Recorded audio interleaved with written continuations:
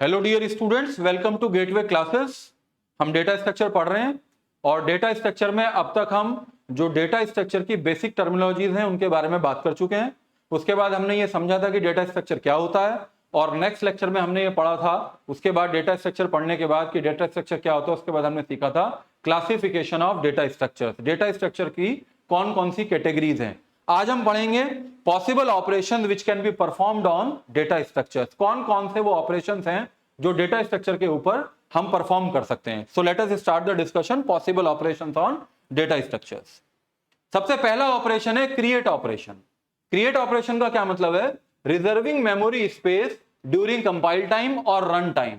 कैसे कैसे समझ सकते हैं इसे? जैसे आपने सी प्रोग्रामिंग में जब भी आप कोई वेरिएबल डिक्लेयर करते थे, सपोज आपने एक वेरिएबल डिक्लेयर किया, the variable is suppose integer A, this is known as variable declaration.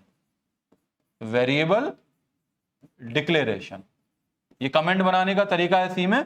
Slash Asterix से कमेंट शुरू करते हैं और एस्टिक्स स्लैश पे कमेंट अपना पूरा कर लेते हैं। स्लैश हमें हमेशा कमेंट बनाने चाहिए। कमेंट्स हम क्यों बनाते हैं? ये नॉन एग्जीक्यूटेबल स्टेटमेंट्स होते हैं। सी में आपको ये मालूम होगा, these are the non executable statement. ये एग्जीक्यूट नहीं होते हैं। ये केवल प्रोग्राम की अंडरस्टैंडेबिलिटी को बढ़ाने के लिए, रीडेबिलिटी को इंक्रीज करने के लिए हम कमेंट्स का यूज करते हैं। हमेशा एडवाइजेबल होता है कि अपने प्रोग्राम के अंदर हमें कमेंट्स लिखने चाहिए। तो इंटीजर ए का मतलब क्या है? इंटीजर ए सेमीकोलन का मतलब है आईएनटी ए सेमीकोलन का मतलब क्या है? आईएनटी ए सेमीकोलन का मतलब है this is the variable declaration. What is variable declaration? आपसे पूछा जाए कि what do you mean by variable declaration, simply you can answer कि वेरिएबल जब हम डिक्लेयर करते हैं, सपोज ये एक मेमोरी की लोकेशन है सपोज कोई, और आपने वेरिएबल को कैसे इनिशियलाइज किया? Suppose a equals to 15। This is variable initialization, this is variable declaration and this is variable initialization. This equal is known as assignment operator. This equal is known as assignment operator which is used to initialize a variable. यानी कि 15 कहां पे store होगा? 15 will be stored at location A. The location A is in memory. Suppose the location A is the logical name. ये जो ए नाम है programmer ने रखा और इसका मेमोरी में कोई ना कोई एड्रेस जरूर होगा। Suppose address is FF01। ये जो मैंने एड्रेस लिखा ये किस नोटेशन में लिखा? This address is written in hexadecimal notation. आपको मालूम है 4 तरह की नोटेशन होती हैं, बाइनरी, ऑक्टल, डेसिमल और हेक्साडेसिमल। तो मैंने सबसे बड़ा जो कॉम्बिनेशन जिसमें बन सकता है वो कौन सा होता है? वो हेक्साडेसिमल होता है, जिसमें अल्फा भी होता है, न्यूमेरिक भी होता है, which is a combination of alpha numeric, यानी कि नंबर भी होते हैं और कैरेक्टर भी होते हैं। तो एड्रेस को रिप्रेजेंट करने के लिए कहीं कहीं पे आपने देखा होगा डेसिमल यूज करते हैं, किसी बुक में ऑक्टल को यूज करते हैं, और सबसे बड़ा कॉम्बिनेशन बनाने के लिए हेक्साडेसिमल नोटेशन का यूज करते हैं किसी एड्रेस को रिप्रेजेंट करने के लिए। और FF01 पे क्या स्टोर होगा? ये 15 स्टोर होगा। तो आपने देखा कि वेरिएबल डिक्लेरेशन का मतलब क्या है? वेरिएबल डिक्लेरेशन का मतलब है मेमोरी की किसी लोकेशन पे उस वैल्यू को स्टोर करना, मेमोरी यूटिलाइज करना, मेमोरी यूटिलाइजेशन। वेरिएबल डिक्लेरेशन का मतलब है मेमोरी रिजर्वेशन, मेमोरी की किसी लोकेशन को रिजर्व करना, अपने लिए यूज करना। तो क्रिएट ऑपरेशन क्या करता है? क्रिएट ऑपरेशन यही करता है कि आप हमेशा इस ऑपरेशन का यूज करके, क्रिएट लिखते नहीं है, क्रिएट करने का मतलब है कि आप एक डेटा स्ट्रक्चर बना रहे हो, और एक डेटा स्ट्रक्चर बनाने का मतलब है कि मेमोरी की किसी लोकेशन को आप यूज करना चाहते हैं। Reserving memory space during compile time और रन टाइम। ये बात हमने प्रीवियस लेक्चर में डिस्कस किया था कि डेटा स्ट्रक्चर को बनाने के, उसे बढ़ाने के, घटाने के 2 तरीके हैं। आप किसी डेटा स्ट्रक्चर को कंपाइल टाइम पे बनाते हो और आप रन टाइम पे भी उसका साइज बढ़ा या घटा सकते हो। जैसे एरे के बारे में मैंने आपको बताया था कि एरे एक स्टैटिक डेटा स्ट्रक्चर होता है जिसे हम केवल, जिसका साइज हमेशा फिक्स रहता है और रन टाइम पे हम उसका साइज बढ़ा या घटा नहीं सकते हैं। लेकिन लिंक्ड लिस्ट कैसा डेटा स्ट्रक्चर होता है, हम आगे पढ़ेंगे इसके बारे में डिटेल में। मैंने एग्जांपल के तौर पे आपको बताया था कि लिंक लिस्ट कैसा डेटा स्ट्रक्चर होता है। Link list is dynamic data structure, और लिंक लिस्ट का साइज हम रन टाइम पे अकॉर्डिंग टू द रिक्वायरमेंट बढ़ा भी सकते हैं और घटा भी सकते हैं। इस तरह के डेटा स्ट्रक्चर को डायनेमिक डेटा स्ट्रक्चर कहते हैं। तो हम रन टाइम पे ये फंक्शंस हम पढ़ेंगे, आपने सी पे भी पढ़े होंगे, एक बार मैं और बताऊंगा। Malloc function, calloc function, realloc function, एक फंक्शन और पढ़ेंगे फ्री फंक्शन, एक फंक्शन और पढ़ेंगे दैट इज फ्री फंक्शन। ये क्या करते हैं? Malloc, calloc, realloc, free.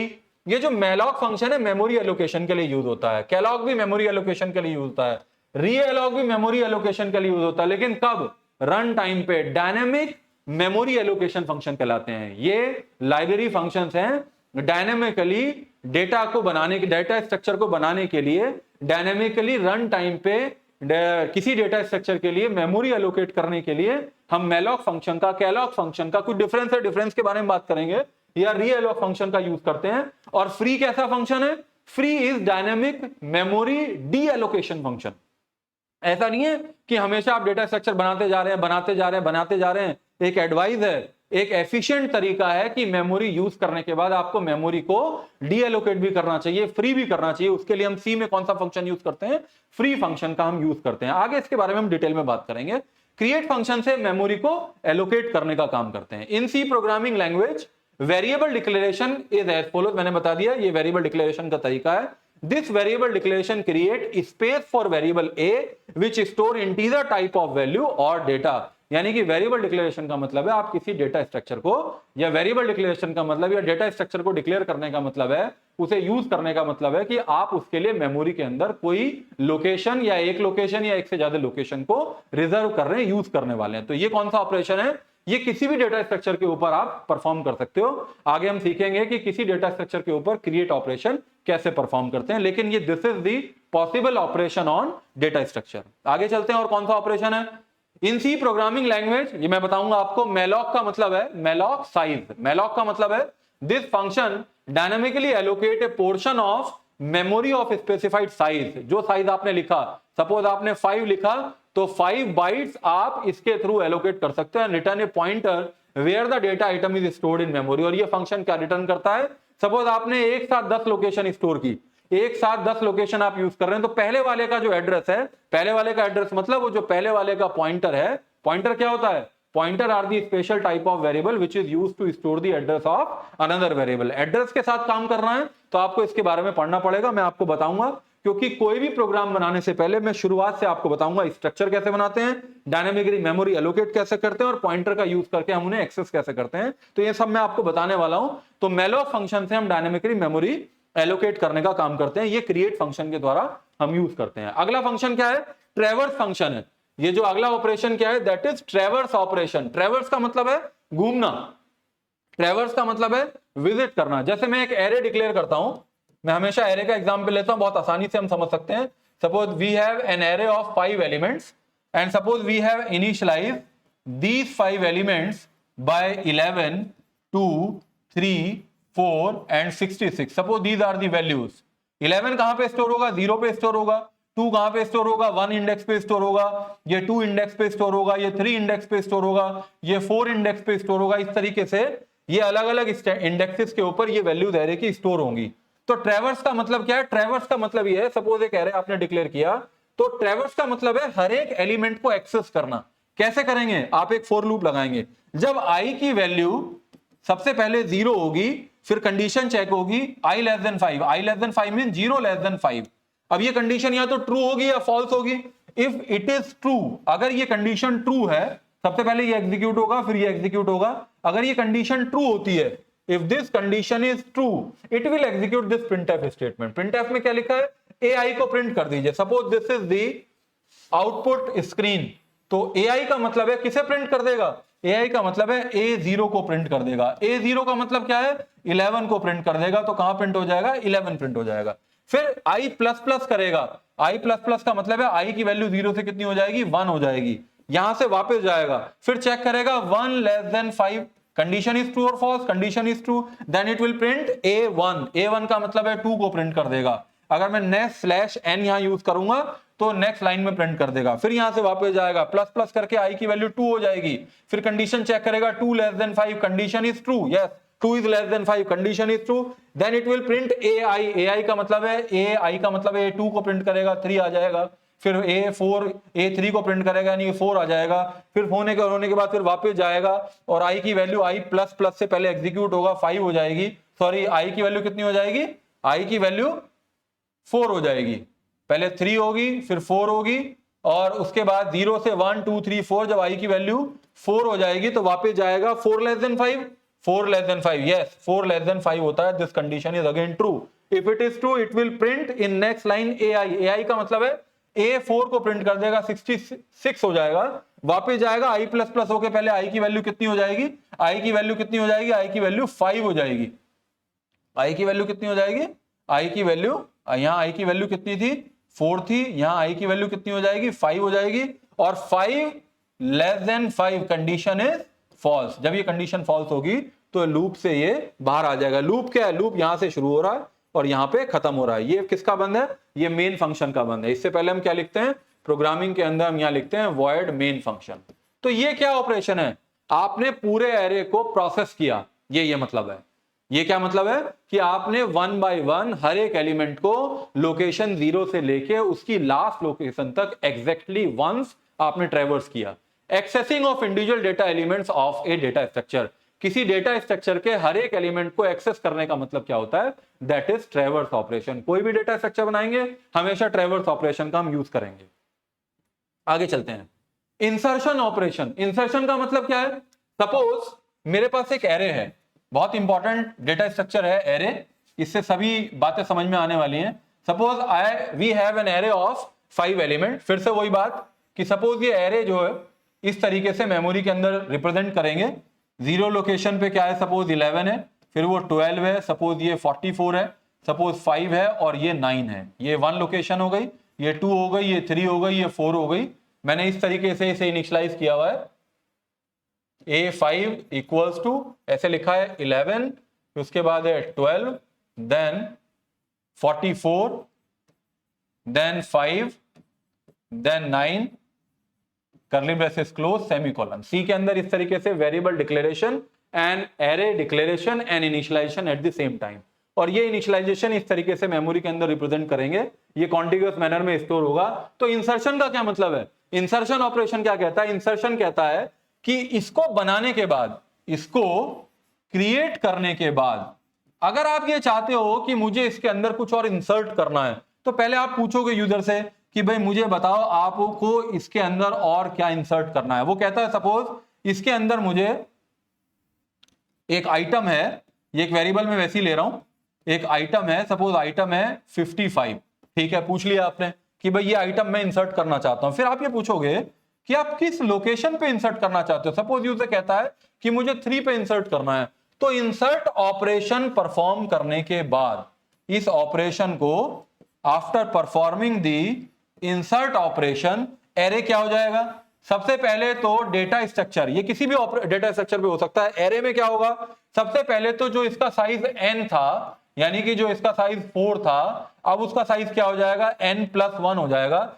यानी कि इसका साइज कितना हो जाएगा, 5 हो जाएगा। तो पहले आपको यह भी ध्यान रखना पड़ेगा कि जब भी आप किसी डेटा स्ट्रक्चर के ऊपर कोई इंसर्शन ऑपरेशन परफॉर्म कर रहे हो, तो इतना स्पेस आपके पास अवेलेबल होना चाहिए कि वो ऑपरेशन परफॉर्म हो सके, और नया आइटम इंसर्ट करने के बाद डेटा स्ट्रक्चर में एक ऐसी लोकेशन आपके पास अवेलेबल होना चाहिए जिसके ऊपर नया जो आइटम है वो इंसर्ट हो सके। तो इंसर्ट होने के बाद क्या बन जाएगा, ये लोकेशन जो है 0, दूसरी 1, 2, सेकेंड लोकेशन इज, ये है लोकेशन, सपोज लोकेशन 3 पे, फिर ये 2, then next location is index is 3, then 4, then 5। पहले कितने थे, 1 2 3 4 5, नाउ 1 2 3 4 5 6। तो पहला एलिमेंट अपनी जगह पे रहेगा 11, दूसरा एलिमेंट 12 अपनी जगह पे रहेगा, क्योंकि आपको किस लोकेशन पे करना है, 3 पे करना है, 3 पे यानी कि यहां करना है आपको 55। तो 55 करने का मतलब है कि आपने 2 पे क्या रहेगा, 44 रहेगा, और जो 3 पे था वो 5 वो आगे जाएगा, और 9 वो आगे जाएगा, और यहां पे एक नया आइटम इंसर्ट हो जाएगा। तो ये क्या है, इसमें 2 ऑपरेशन आपको परफॉर्म करने पड़ेंगे।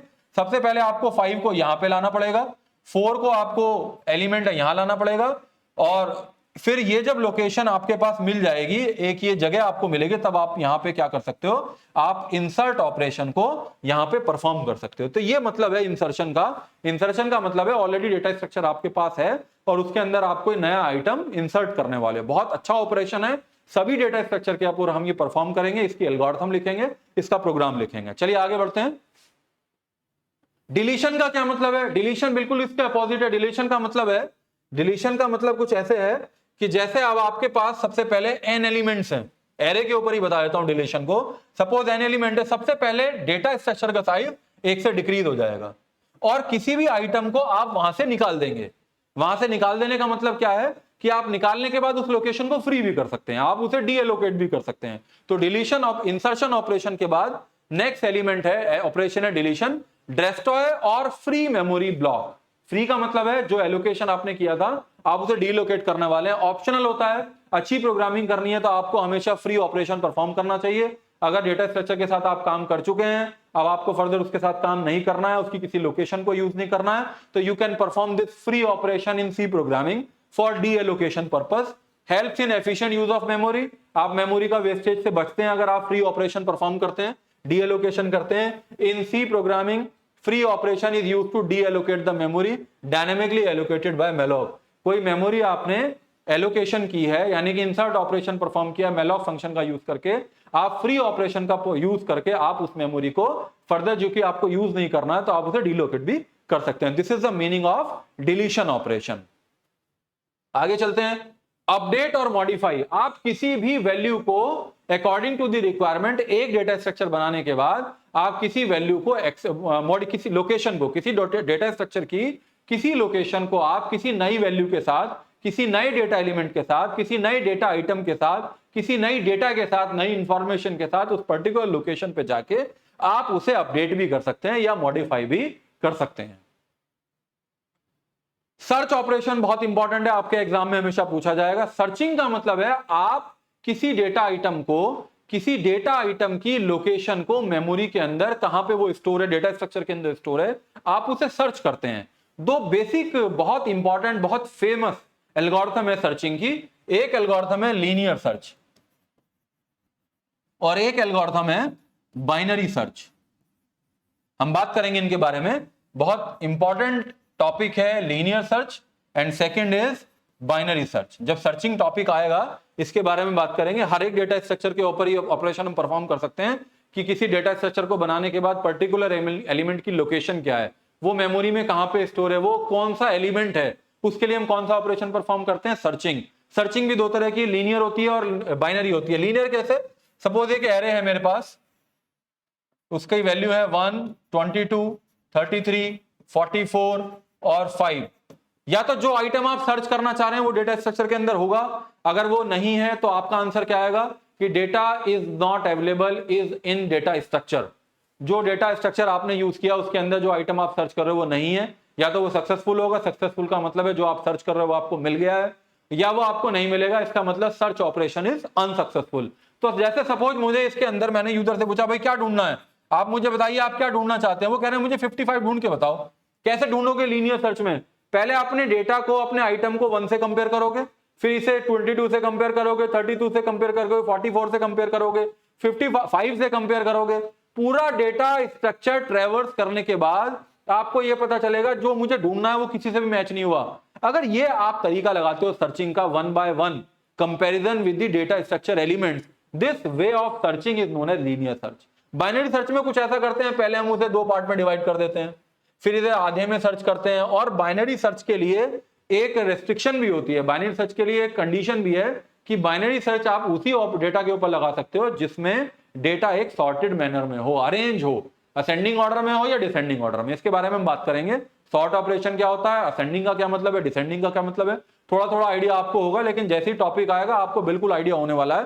तो ये जो सर्चिंग ऑपरेशन है, सर्च ऑपरेशन का मतलब है हम किसी डेटा आइटम को, किसी एलिमेंट की लोकेशन पता करते हैं कि वो डेटा स्ट्रक्चर में स्टोर कहां पे है, तो ये सर्च ऑपरेशन है, बहुत इंपॉर्टेंट ऑपरेशन है। 2 तरीके का हम पढ़ेंगे, लीनियर सर्च क्या होता है, बाइनरी सर्च क्या होता है, डिटेल में। फिलहाल तो हम ये क्वेश्चन पढ़ रहे हैं कि डेटा स्ट्रक्चर क्या होता है, वो कितने टाइप का होता है, और ये थ्योरेटिकल क्वेश्चन है जो आपके एग्जाम में हमेशा पूछा जाता है, अक्सर पूछा जाता है कि what is data structure, what are the categories of data structure and what are the possible operations which can be performed on the data structure. तो सर्च भी एक ऐसा ऑपरेशन है जो किसी भी डेटा स्ट्रक्चर के ऊपर परफॉर्म किया जा सकता है। चलिए आगे चलते हैं। सर्च के बाद कौन सा ऑपरेशन है, सॉर्ट ऑपरेशन है। सॉर्टिंग का मतलब है कि आप डेटा स्ट्रक्चर के एलिमेंट को, चाहे वो कैरेक्टर टाइप के हों, चाहे वो अल्फा न्यूमेरिक टाइप के हों, चाहे वो नंबर टाइप के हों, चाहे वो किसी भी टाइप के हों, आप उसके ऊपर कौन सा ऑपरेशन लगा सकते हैं, सॉर्ट ऑपरेशन लगा सकते हैं। सॉर्ट का मतलब है किसी डेटा आइटम को, नंबर ऑफ डेटा आइटम को एक स्पेसिफिक ऑर्डर के अंदर अरेंज करना, बढ़ते हुए क्रम में करना, घटते हुए क्रम में करना, यानी कि असेंडिंग ऑर्डर में करना, डिसेंडिंग ऑर्डर में करना, ये आपकी चॉइस है। लेकिन कोई ना कोई डेटा स्ट्रक्चर के अंदर एलिमेंट को स्टोर करने का आपके पास कोई ना कोई ऑर्डर होना चाहिए।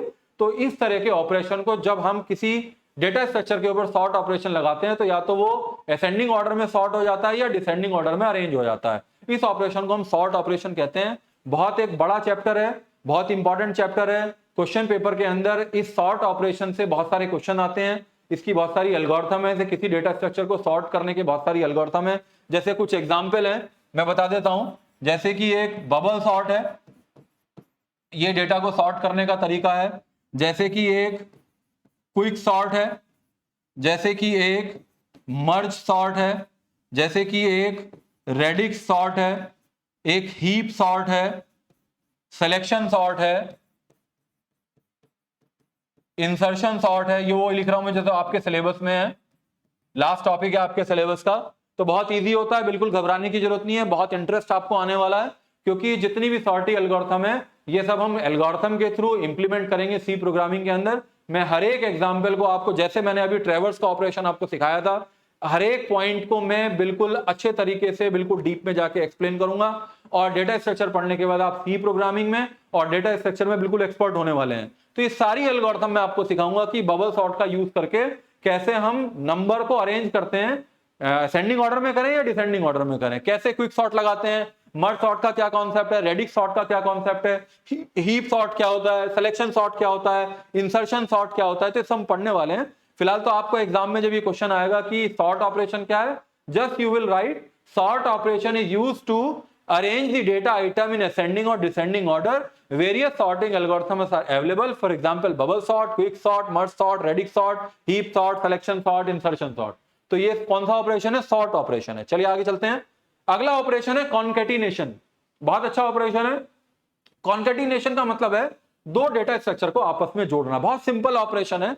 जैसे मैं फिर से एक लिखता हूं कि एक डेटा स्ट्रक्चर है, सपोज मेरे पास एरे, एक डेटा स्ट्रक्चर है 5 एलिमेंट का और 5 वैल्यू है 1 2 4 6 और 99 है ना। ये A0 पे A1 A2 A3 A4 इस तरीके से एक एरे आपने लिया है।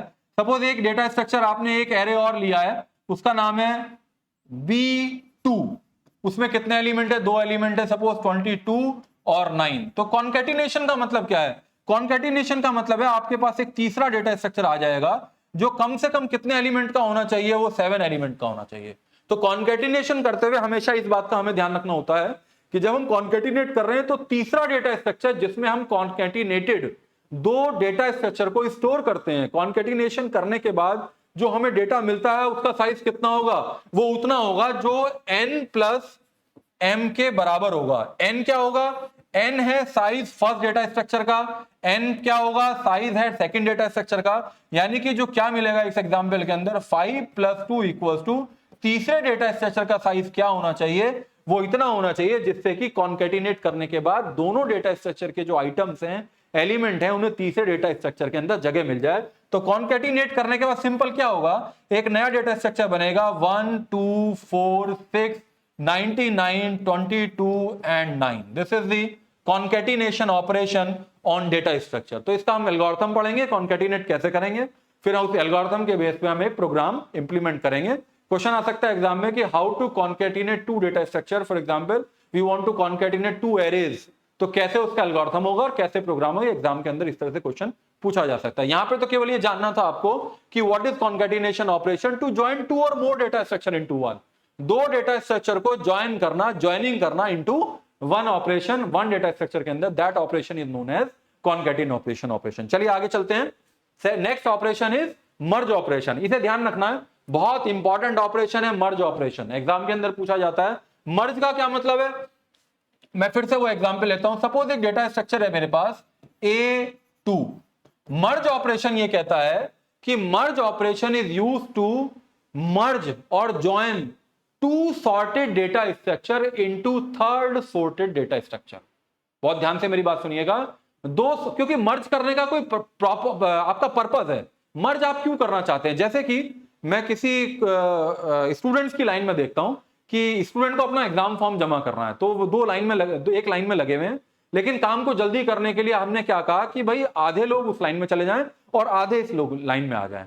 तो मैं आधे इधर आधे इधर करने से पहले मैं कहूंगा कि सेक्शन ए उधर चला जाए, सेक्शन बी इधर आ जाए, और जो फॉर्म लेने वाले हैं उनसे भी मैं कहूंगा कि आप इस तरीके से करिए कि आपको बाद में इसमें ज्यादा मेहनत नहीं करनी पड़े, आप केवल जैसे फॉर्म लेते जाएं तो आप साथ के साथ उन्हें सॉर्टेड मैनर में अरेंज करते जाएं, और उसके बाद 60 फॉर्म आपकी तरफ से आएंगे, 60 फॉर्म बी सेक्शन से आएंगे, तो 60 + 60 करके जब आप 120 का एक बनाएंगे बंच, तो वो आपको सॉर्टेड ऑर्डर में मिलना चाहिए। तो मर्ज ऑपरेशन का कॉन्केटेनेशन तो ये था कि बस आपने दो डेटा स्ट्रक्चर को आपने मिला दिया, लेकिन मर्ज ऑपरेशन का अपना एक पर्पज है, उसे पर्पसफुली आप एग्जीक्यूट करना चाहते हो। तो इस तरीके से एक पर्पज आपका ये हो सकता है कि सपोज एक मेरे पास डेटा स्ट्रक्चर है, एरे है 2 एलिमेंट का, और वो सपोज क्या है 22 और 99। देखिए सॉर्टेड ऑर्डर में लिया है मैंने, पहले छोटा लिया उसके बाद बड़ा लिया है। फिर एक डेटा स्ट्रक्चर है, दूसरा भी डेटा स्ट्रक्चर है जिसका नाम है बी, सपोज वो 3 एलिमेंट का है और वैल्यू है सपोज 3, 8 और 9, ये भी सॉर्टेड है। तो मैंने क्या कहा,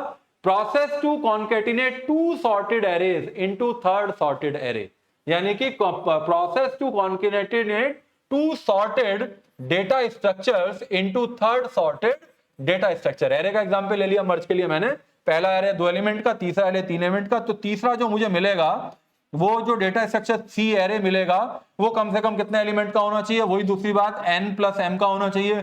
n का मतलब है size of first array, m का मतलब है size of second element second array, तो 2 + 3 से साइज कितना आ जाएगा 5 आ जाएगा। और मुझे एरे क्या मिलेगा, एरे मिलेगा 3, फिर मुझे क्या मिलेगा, उसके बाद मिलेगा 8, उसके बाद क्या मिलेगा 9, फिर मिलेगा 22, फिर उसके बाद मिलेगा 99।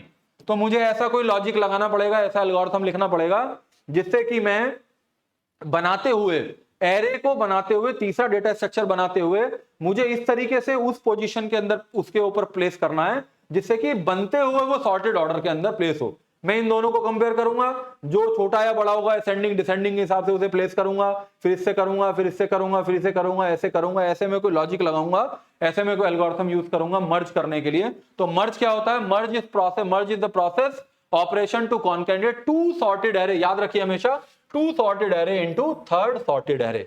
कॉन्केटिनेशन में और मर्ज में थोड़ा सा कंफ्यूजन रहता है स्टूडेंट्स के बीच में, तो मर्ज को हमेशा याद रखना है कि 2 सॉर्टेड डेटा स्ट्रक्चर को तीसरे सॉर्टेड डेटा स्ट्रक्चर में बदलने के लिए मर्ज ऑपरेशन यूज करेंगे। और सिंपल, अगर आपने जैसा पहला है दूसरा है, केवल आपने पहले के बाद दूसरे को जोड़ दिया, ज्वाइन कर दिया, that operation is known as concatenation operation. चलिए आगे चलते हैं। नेक्स्ट ऑपरेशन है कॉपी ऑपरेशन। सिंपल ऑपरेशन है, एक डेटा स्ट्रक्चर को दूसरे डेटा स्ट्रक्चर में कॉपी करने के लिए उसकी पर्टिकुलर लोकेशन के ऊपर, जैसे एक एरे है इंटीजर एरे 2 एलिमेंट का, तो आपके पास वैल्यू है सपोज 204, ये 0 लोकेशन पे या 1 लोकेशन पे, तो एक एरे आप बनाना चाह रहे हो B2 का, जो आप कॉपी कर दोगे कौन कौन सी लोकेशन पे, 0 और 1 पे, 2 यहां आ जाएगा और 4 यहां आ जाएगा। This operation is very simple operation, this operation is also exist, that is copy operation, to copy the content of one data structure to another। आगे चलते हैं, स्प्लिट ऑपरेशन। बहुत बड़ा डेटा स्ट्रक्चर हो गया, बहुत बड़ा डेटा स्ट्रक्चर होने का मतलब है बहुत सारे एलिमेंट डेटा आइटम आपके पास हो गए, तो आप एक ऑपरेशन का यूज कर सकते हो, split record in a very large file or split into smaller files for processing. इस डेटा स्ट्रक्चर बहुत फेमस डेटा स्ट्रक्चर है, हमेशा ये सलाह दी जाती है कि बहुत बड़े डेटा स्ट्रक्चर के ऊपर काम करने के बजाय आप डेटा स्ट्रक्चर को according to the requirement different data structure में, उसी टाइप के डेटा स्ट्रक्चर में जिस टाइप का डेटा है उसी डेटा स्ट्रक्चर में आप उसे स्प्लिट कर लीजिए और आप मॉड्यूलरिटी को इंक्रीज कर लीजिए और छोटे छोटे डेटा स्ट्रक्चर यानी कि छोटे छोटे सेट के साथ काम करिए जिससे कि आप इजीली कोई भी ऑपरेशन उसके ऊपर डेटा स्ट्रक्चर के ऊपर परफॉर्म कर सके। तो स्प्लिट एक डेटा स्ट्रक्चर है, एक ऑपरेशन है डेटा स्ट्रक्चर का, that is record in a very large file or split into smaller file for processing. चलिए आगे चलते हैं।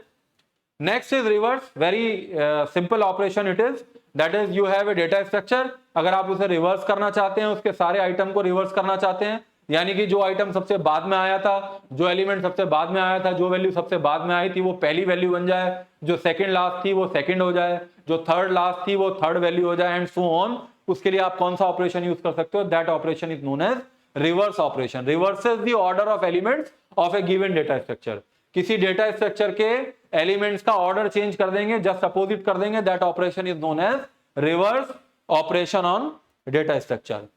सो इस तरीके से हमने बहुत सारे ऑपरेशन के बारे में बात की।